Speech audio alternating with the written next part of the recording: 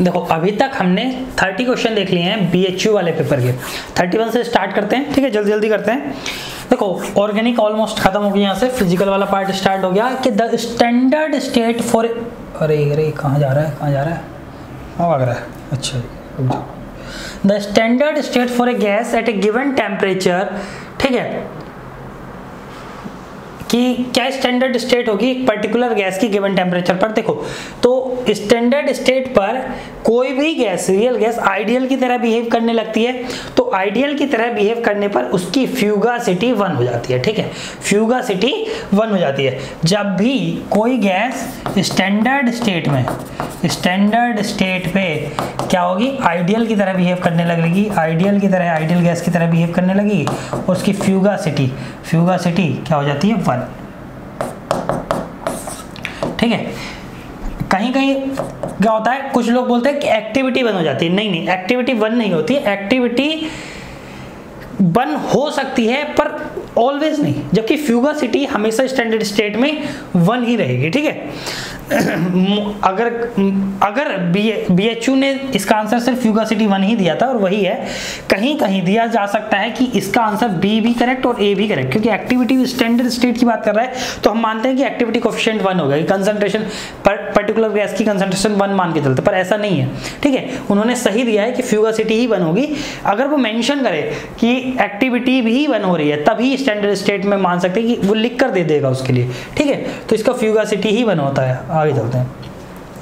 Increase in the conductance of electrolyte at high potential gradient is attributed to, देखो कौन सा effect है, देखो क्या कह रहा है कि अगर मैंने कि हाई इलेक्ट्रिक पोटेंशियल दे दिया, हाई इलेक्ट्रिक पोटेंशियल दे दिया, ठीक है, तो मेरे जो कंडक्टेंस है उसमें इंक्रीज आ गया, ठीक है, कापा बेसिकली कह दूं, कापा इंक्रीज हो गया, ठीक है, कंडक्टेंस इंक्रीज हो गया, या लैम्डा इंक्रीज हो गया, मोलर कंडक्टेंस इंक्रीज हो गया। देखो होता क्या है, एक सॉल्यूशन में मैंने बताया बहुत सारे आयन्स होते हैं, positive charge ion, negative charge ion, positive ion, negative ion, तो ये क्या करते हैं, मूवमेंट करते रहते हैं, मोबिलिटी होती है इनमें, क्या होती है, मोबिलिटी होती है, क्या होती है इनमें, मोबिलिटी, ठीक है। तो आपको बताया होता है कि कंडक्टेंस, इलेक्ट्रोलाइटिक कंडक्टेंस 2 ही फैक्टर पर वर्क करता है, या तो मोबिलिटी पे या नंबर ऑफ आयन्स पर। तो देखो होता क्या है, फिर मैंने बताया था कि अगर कोई आयन्स है तो अगर उनकी मोबिलिटी 2 तरीके से इफेक्ट हो सकती है। क्या, अगर मोबिलिटी पार्टिकली है कि अगर इनफाइनाइट डाइल्यूशन हो, तो आपने देखा होगा कि दोनों इफेक्ट, 2 टाइप के इफेक्ट लगते हैं, इलेक्ट्रोफोरिक इफेक्ट और एसिमेट्रिक इफेक्ट, दोनों खत्म हो जाते हैं, ऐसा मानते हैं, नेग्लिजिबल हो जाते हैं तो उनको खत्म ही मानते हैं। अगर मुझे इनफाइनाइट डाइल्यूशन नहीं करना हो और उन दोनों इफेक्ट को कम करना हो, ठीक है, इलेक्ट्रोफोरिक और एसिमेट्रिक इफेक्ट को, तो ये जनरली उनके जो एक्सपेरिमेंटल फिनोमेना थे वो ये थे कि वेन इफेक्ट जो है वो मेरा जो इलेक्ट्रोफोरिक इफेक्ट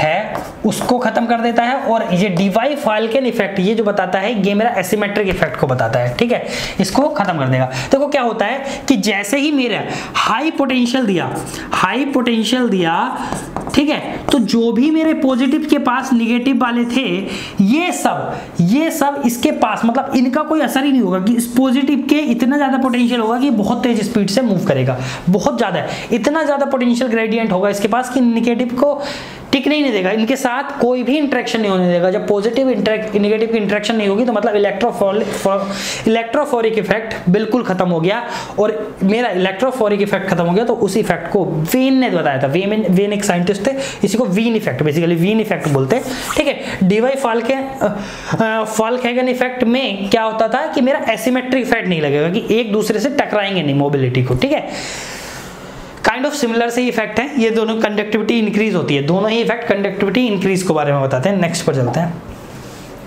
देखो ये क्या है, ये जो एक्सप्रेशन है ये किसकी एक्सप्रेशन है, देखो मुझे ये जो एक्सप्रेशन है ये बार बार पूछा जा रहा है, ये ब्रोंस्टेड-वेजेरम इक्वेशन है, ये बात याद करेंगे। क्यों, देखो मुझे इसका नहीं पता था कि क्या है, मैंने कैसे बताया कि जो डीवाई हकल-ओनसागर इक्वेशन होती है वो तो हम जो पढ़ते हैं, इसमें हम क्या पढ़ते हैं कि कौन सा सॉल्यूशन आइडियलिटी से कितना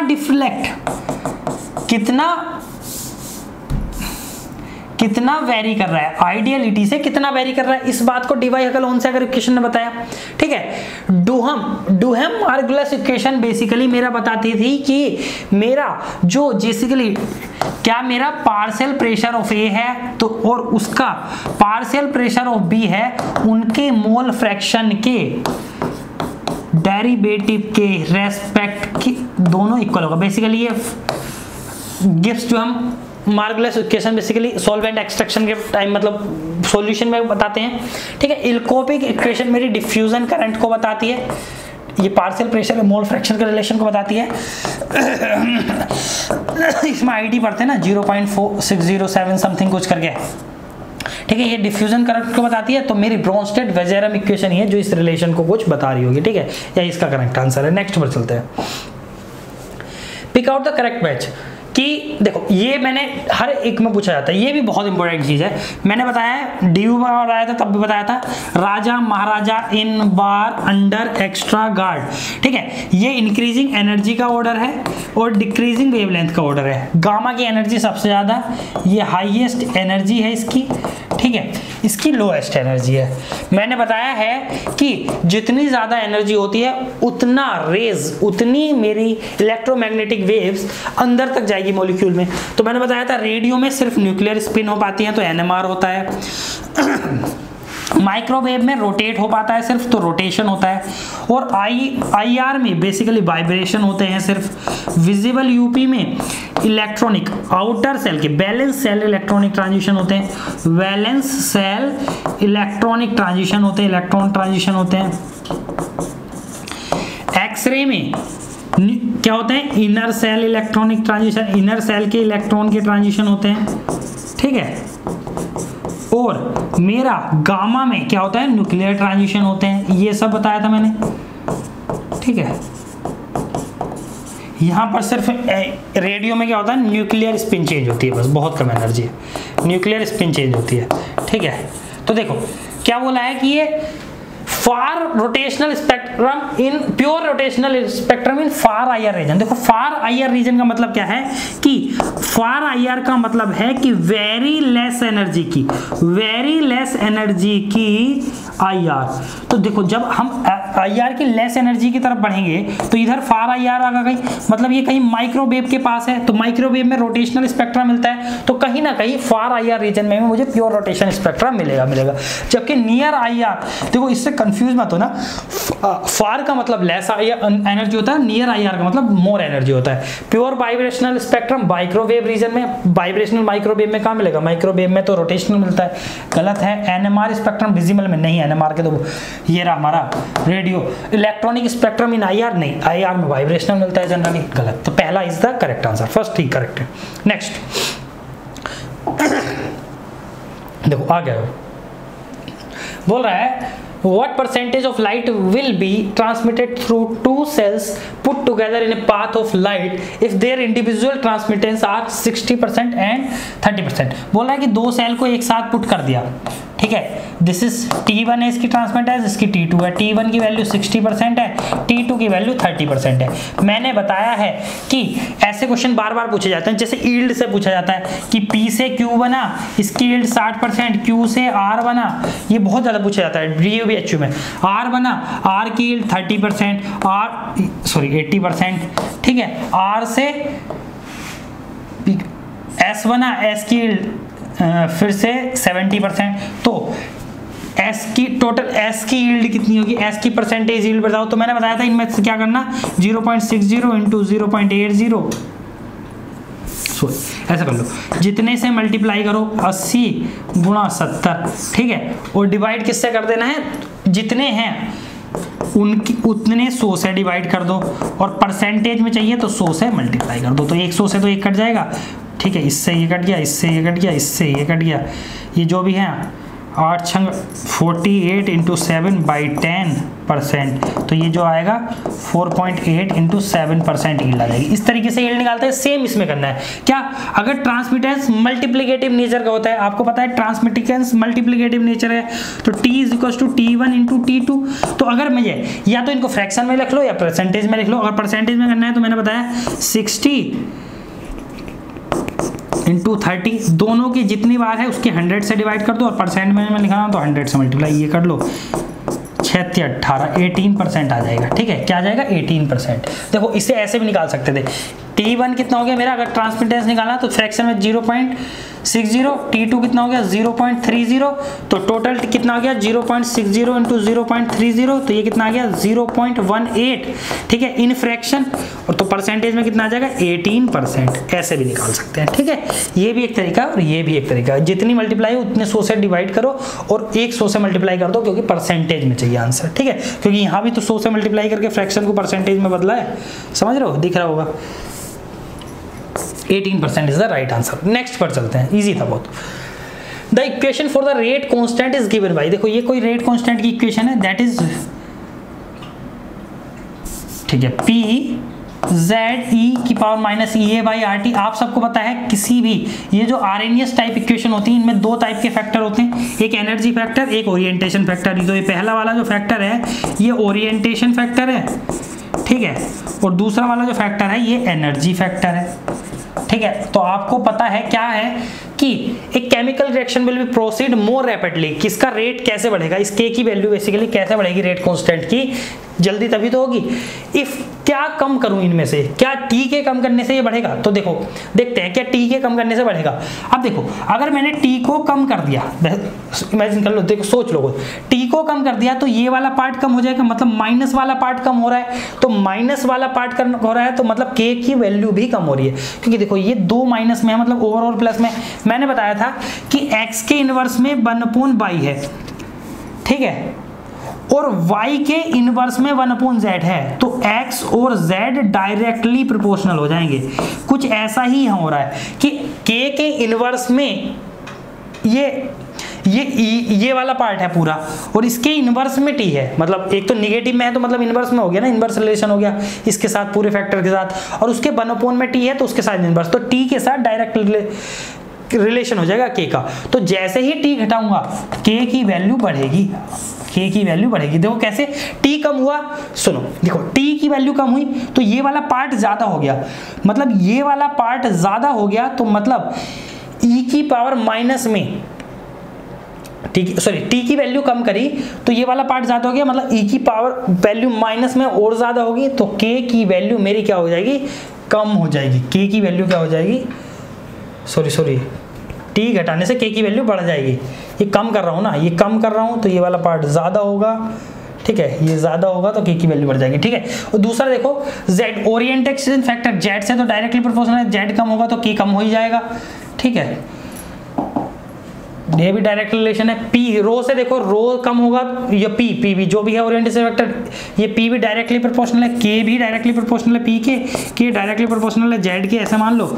ठीक है, और पर एक्टिवेशन एनर्जी के इनवर्सली प्रोपोर्शनल है, आपको दिख रहा होगा कि इसके इनवर्सली प्रोपोर्शनल है। कैसे, क्योंकि ये e की पावर माइनस EA में है, कि मतलब अगर EA घटाऊंगा तो e की पावर माइनस वाली वैल्यू कम होगी, तो सॉरी ये ओवरऑल वैल्यू जो पहले से आती थी उससे क्या हो जाएगी, ज्यादा हो जाएगी, तो k की वैल्यू मेरी बढ़ जाएगी। ठीक है, तो ऐसे भी देख सकते हैं। प्लस दूसरा तरीका ये भी है, आपको सबको पता है रिएक्टेंट से प्रोडक्ट में जाने के लिए जो एनर्जी चेंज चाहिए होता है वो E होता है।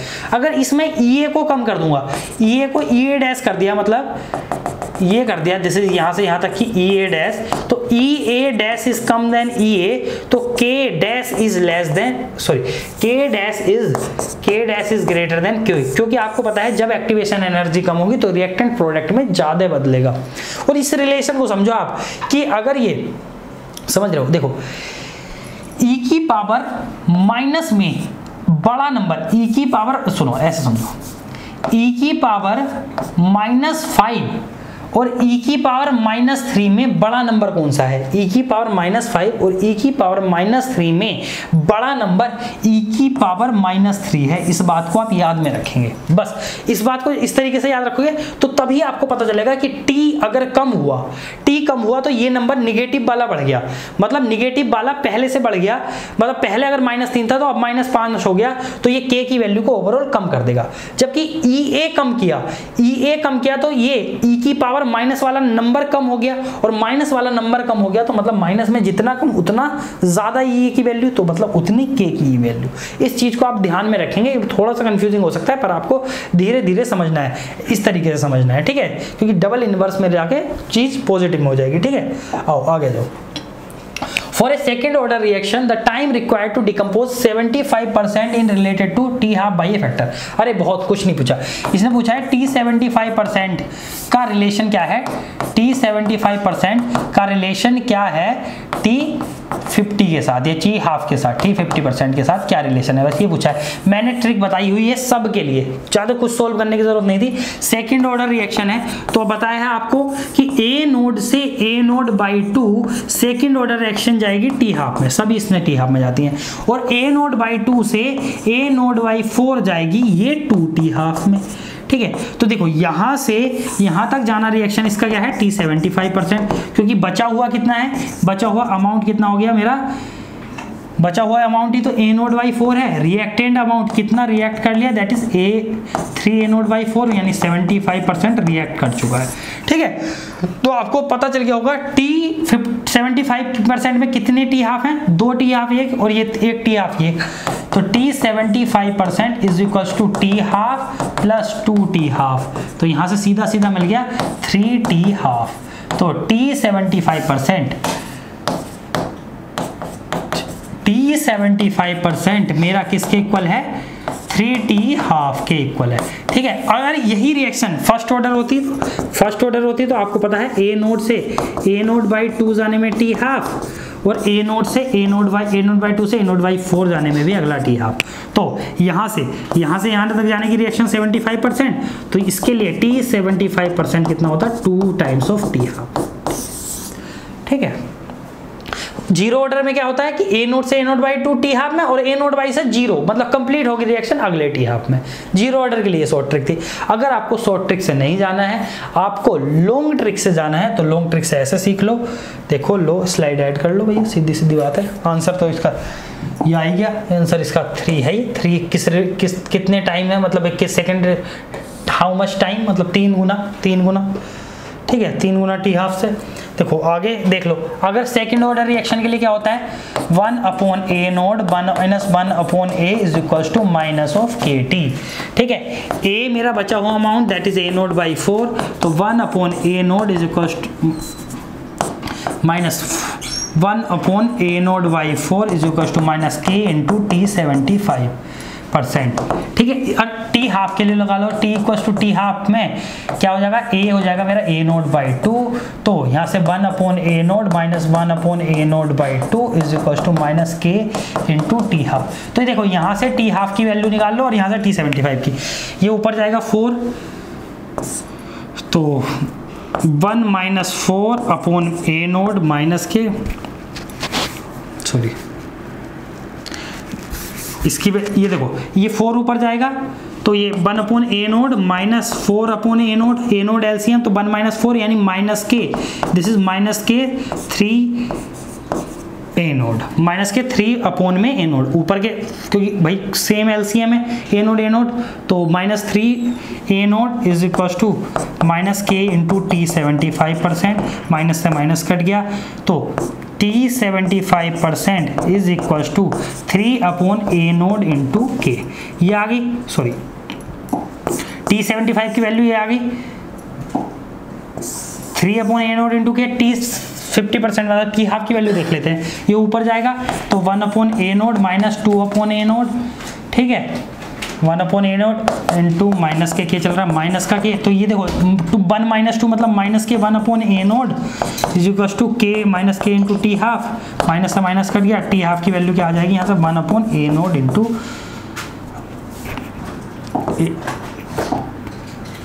1 a नोट इंटू के,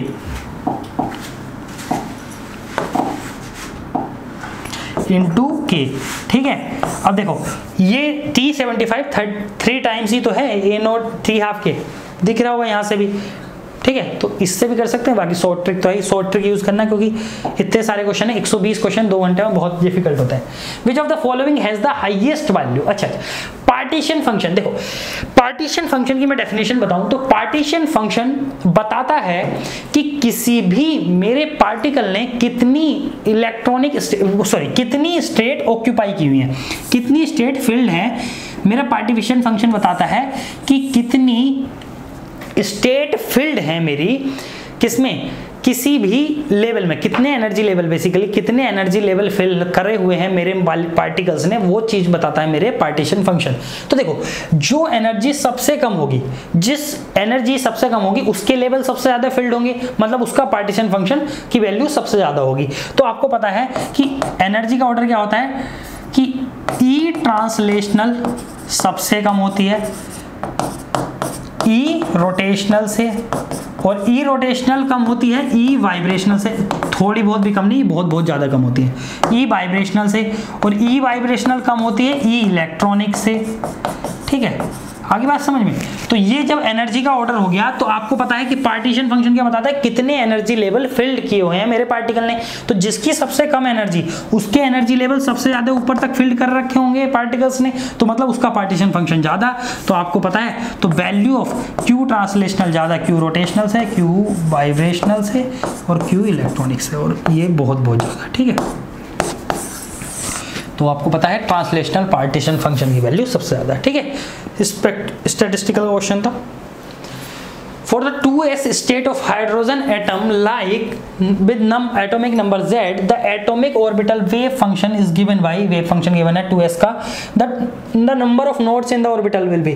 अरे यार, इसकी तो जरूरत भी नहीं थी, फंक्शन की कोई जरूरत ही नहीं है। आपको पता है 2s ऑर्बिटल दे रखा है उसने, ठीक है, n की वैल्यू 2, l की वैल्यू 0।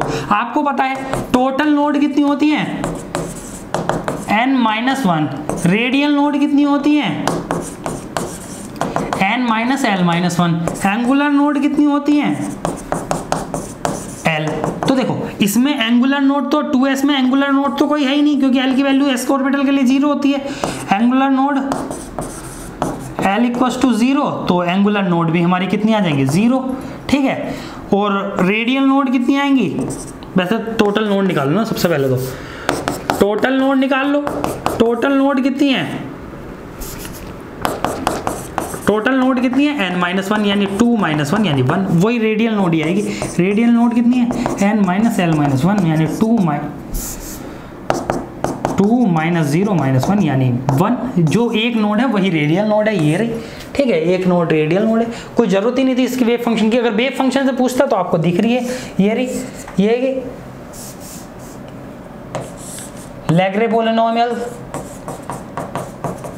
जब भी मैंने बताया कि अगर कभी भी ऐसे ये ब्रैकेट वाली टर्म बढ़ रही हो, जैसे 2- जैसे ये है 2-z, क्वांटम में पढ़ाया था, 2-zr/a नोड हो, और अगले में कुछ ऐसा लिख रखा हो 4-zr/2a नोड का स्क्वायर। तो इसमें देखो, एक नोड ये होगी, एक नोड ये होगी, इस तरीके से नोड बढ़ती चली जाती है। तो जैसे पहली वाले में ये नोड है, वैल्यू भी निकाल सकते हैं, किस वैल्यू के, 2 इसको =0 पुट कर दो, 2 ये z है, zr/a नोड, r की वैल्यू 2a नोड/z। ठीक है, हाँ, 2a नोड/z पर, 2a नोड/z पर मिल जाएगी मुझे, जो नोड मिलेगी, r की वैल्यू इतने पर नोड मिल जाएगी मुझे। ठीक है, वो नोड रेडियल नोड है, वो इतने पर मिल जाएगी लैग्रे पॉलिनोमियल से। ठीक है, तो आप सबको पता है इसकी कोई जरूरत भी नहीं थी। ठीक है, सिंपल सा इससे निकाल लेते हैं, that's it. The Schrodinger wave equation में, अरे ये रहा, देखो, kinetic energy, potential energy, wave function is equals to energy, Hamiltonian kinetic energy का basically operator plus potential energy का वेव फंक्शन, हैमिल्टोनियन लिखा हुआ है ना, ये आपको यही तो है, काइनेटिक एनर्जी का ऑपरेटर, ठीक है, प्लस पोटेंशियल एनर्जी का operator into wave function is equals to E psi, यही तो आता है इसका हैमिल्टोनियन, बेसिकली ई साइन देता है। तो इसमें बी क्या होता है, पोटेंशियल एनर्जी, सीधी सीधी बात है, पोटेंशियल एनर्जी। जब 1D बॉक्स के लिए 0 हो जाता है, ये हमारा काइनेटिक एनर्जी को देता है। ठीक है, सिंपल सी बात है, इसमें पोटेंशियल एनर्जी हो गया, ये तो हैमिल्टोनियन था। इस तरीके से ना लिखते हैं ना यार, देखो H H psi is equal to E psi, ये हैमिल्टोनियन है। H is the combination of, H is total energy basically, combination of किसका, काइनेटिक एनर्जी का ऑपरेटर प्लस पोटेंशियल एनर्जी का ऑपरेटर। तो इसमें काइनेटिक एनर्जी पोटेंशियल एनर्जी जो है ये V है, काइनेटिक एनर्जी की बात ये रही, माइनस H क्रॉस का स्क्वायर अपॉन 2m, ठीक है, square plus V sine sorry potential energy into psi is equal to E psi, यही तो लिख रहे थे ऑपरेटर। और ये V इक्वल टू 0 फॉर बंडी बॉक्स, बंडी बॉक्स की बात करेंगे तो 1V 0 होती है, तो उसमें ये नहीं आती, पोटेंशियल एनर्जी वाला नहीं होता, तो यही होती है, हैमिल्टोनियन लिख लिया, पोटेंशियल एनर्जी को बता रहा है। V सिंपल सा कुछ भी नहीं था। नेक्स्ट क्वेश्चन देखेंगे 41 अगली क्लास में देखेंगे। Thank you.